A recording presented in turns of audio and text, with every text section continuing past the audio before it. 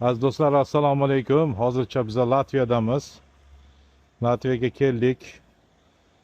Bir mijozimiz hozir mana shu binoga kirdi.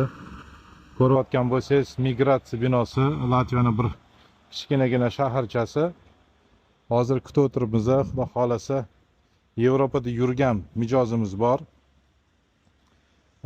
Dokumentga ozgina qolganda ekstreni. Endi hozir ko'ryapsizlar, Polshani kartasi 1 yil, 1,5 yil, 2 yilda cho'zilib ketyapti-da. 1-2 hafta qolganda srogi tugaguncha, ya'ni misol uchun vizani yoki kartani tugaguncha Yevropadan turib Latviyani vizasini yopishtirsa bo'ladi pasportiga.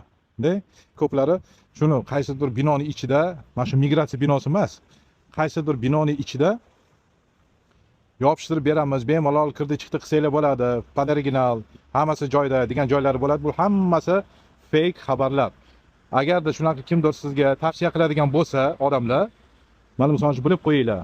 Misol har bir Yevropani Schengen zonada hududda o'zini migratsiya bo'limlari bor.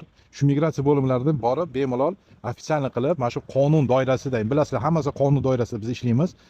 Qonun doirasida bemalol vizani 6 oylik bo'ladimi, 7 oylik bo'ladimi, 8 oylik bo'ladimi, qachon yurish turishinglarga, kirdi chiqdi qilishinglarga, keyinchalikka misol uchun Ispaniyaning VNJsiga topshirishiga shunaqa qilib qonuniy tarzda urdirsanglar bo'ladi. Mijozimiz Polshaning kartasi bor edi, bir hafta qoluvdi, uspet qila olmadi, uspet qiladi topshirishga. Muammosi yo'q, uspet qiladi, lekin 1,5 yil, 2 yil kutmayman. Menga qachon bu misol uchun vaqtinchalik vizani urdirib berish iloji bormi deb murojaat bilan chiqishdi.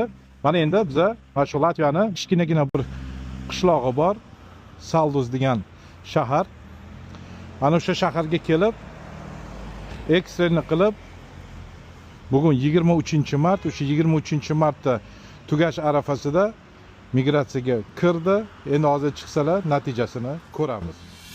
Aziz do'stlar, mana hozir mijozimiz, sinimiz chiqdilar. Hozir yuzlarini noiloj bekishimizga to'g'ri keladi. Iltimosiga binoan. Xo'p, suratlar qanaqa bo'ldi? Sizda misol uchun mana bu karta pobiti bor edi, muddati ozgina fursat qoluvdi. Shu ozgina fursat qolganda bizga murojaat qildingiz. Mana biz keldik. Endi ekstreni qilib, mana shu Latviyani mana bayrog'i ham turibdi. Mana ko'rayotgan bo'lsanglar agar, Latviyani misol uchun ayrim bir kichkinagina shaharchasiga mana u yoqda migratsiya, o'sha yerdan bor kontakt qildik. Taassurotlar qanaqa bo'ldi? Savol javob ichkarida bo'ldimi yo'qmi elchixonaga o'xshab? Shuni bir tushuntirib bersangiz, boshqa mijozlar kakras shuni ham bir bahonasida bilib oladi-da. Assalomu alaykum. Mani hujjatimga bir hafta qolgan edi. Xo'p. Karta pobitam tugashiga, keyin men Yevropa gruppasiga murojaat qildim. Aha. Muddasaga murojaat qilganimda ekstreni bir haftaning ichida hujjatlarimni topshirib Latviyaga men hozir Siz Polshada yuruvdingiz, to'g'rimi? Polshada karta pobita bilan yurgan edim. Muddati tugatganiga mana hozir menga 184 pullik viza urib berishdi bir haftaning ichida. Bir haftaning ichida, ha? Ichkariga kirdim, bir o'zim kirdim. Kirganimda vizaga keldim deb pasportimni berdim. Pasportimni olib ichkariga olib kirib ketishdi, o'tirib turing deyishdi. Savol javob bo'ldimi ichkarida? Hech qanaqa savol bo'lmadi. Qaytanga meni ozgina bahor tufayli allergiyam qo'zg'ab qolgan edi. Ozgina yo'tal tutib mazam qochganda, o'sha yerda savol javob ham esdan chiqib ketdi. Savol javoblar esligidan chiqib ketib, dorilar olib kelib, suvlar olib kelib, o'sha yerda o'tirgan ayollar konfetkalar berib, qaytanga odamgarchilik juda ham kuchli ekan. Hamma menga yordam berib, o'zimga keltirishga harakat qilishdi. Qo'limga vizani berib, tuzalib qolgan, yaxshi bo'lib qolgan deb chiqarib yuborishdi. Ha, yaxshi. Siz mamnunmisiz bizga murojaat qilganingizdan? Juda ham xursandman. Olganingizda?